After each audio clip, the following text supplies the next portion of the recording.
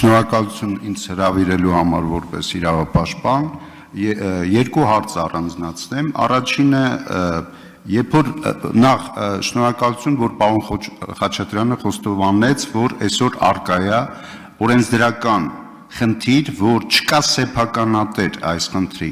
ճանապարհային երթևեկության անվտանգության։ Ըստ իմ ունեցած տվյալների մենք ունենք ճանապարհային դեպարտամենտ, հիմնադրամ, որը գործում է ձեր մարմնի ներսում, հա, ասենք ասենք, եւ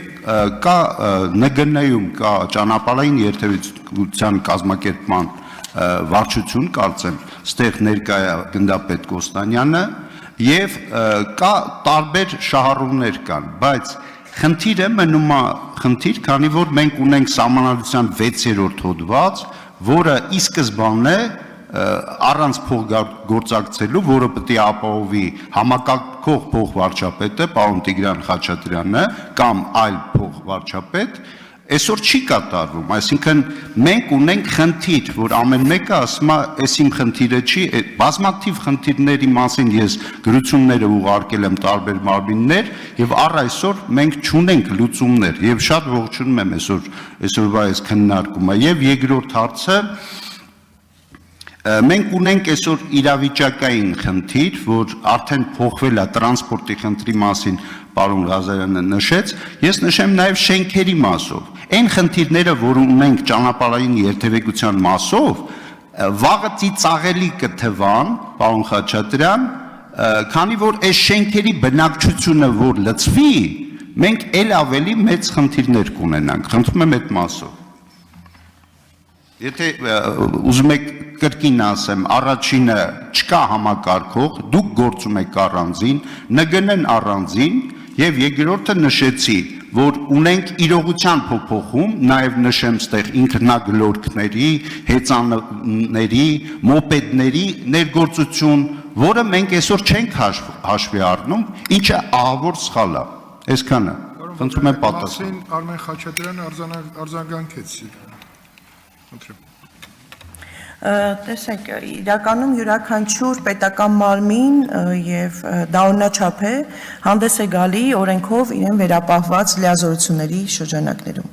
Ճանապարհային դեպարտամենտը, որի մասին դուք նշեցիք, իրականացնում է ճանապարհների կառավարումը, իրականացնում է այն լիազորությունները, որոնք վերապահված են իրեն, տկենն իրականացնում է ավտոմոբիլային ճանապարհների ոլորտի քաղաքականությունը եւ բնականաբար է, որ մենք մեր իրավասության շրջանակներում հաշվի ենք առնում եւ զբաղվում ենք հատկապես ճանապարհային ենթակառուցվածքի անվտանգության բարելավման հիմնախնդիրներով եւ այսպես յուրաքանչյուր պետական մարմին զբաղվում է իր իրավասության շրջանակներում մինչդեռ միջազգային փորձը ցույց է տալիս որ ճանապարհային անվտանգությունը մի քանի ուղղություններ եւ հենասյուներ ունի եւ դրանց համակցության մեջ է խնդիրը լուծելու դառնալու դա անվտանգ ճանապարհային ենթակառուցվածքն է անվտանգ տրանսպորտն է անվտանգ երթևեկության մասնակիցներն են, ճանապարհային անվտանգության կառավարումն է եւ հետվթարային արձագանքն է։ Սա միջազգային փորձի մեջ նախանշված են հիմնական ուղղություններն են, որոնք հենց ձևավորում են ժամանակակից ճանապարհային անվտանգության համակարգը։ Եվ այս համակարգի մեջ յուրաքանչյուր գերատեսչություն իր իրավասության սահմաններում կատարում եւ փոխլրացնում է մեկ այլ մասի աշխատանքը։ Իսկ ինչ վերաբերում է միասնական համակարգման մարմին ստեղծելու հարցը, կարծում եմ այսօրվա նաև քննարկման համատեքստում առիթ կլինի նորից դրան անդրադառնալ եւ ինքնագլորների մասով մենք արդեն կարգավորումներ նախատեսել էինք ներքին գործերի նախարարության գործընկերները շրջանառել են էլեկտրական ինքնագլորներից օգտվելու մասին կարգավորումներն ու կարգը դրանք մտցվել են երթևեկության կանոնների մեջ եւ այս պահին իրարկման փուլում են ուզում եմ ասեմ օրենսդրական փոփոխությունները շարունակական են լինելու եւ եթե կլինեն հարցեր որ որևէ մի պետական մարմնի իրավասության դաշտում չեն հայտնվի դրա համակարգումը կառավարումը կամ իրականացումը ապա բնականաբար կառավարության կողմից համապատասխան օրենսդրական փոփոխություններ եւս կներկայացվեն այդ ուղղությամբ ներկայդրությամբ բոլոր հարցադրումները ունեն իրենց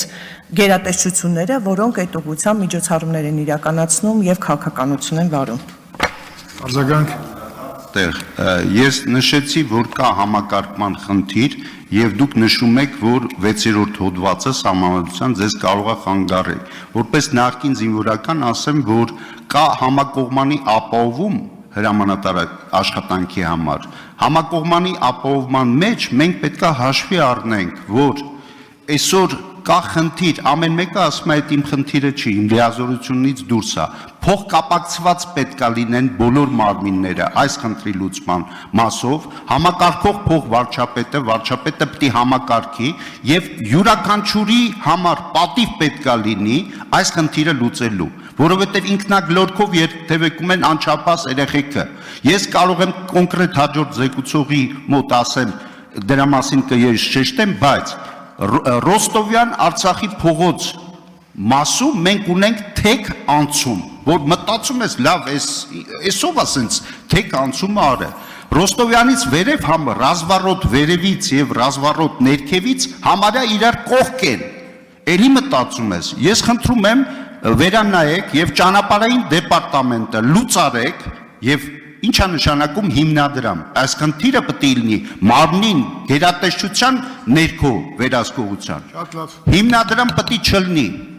Այսքանը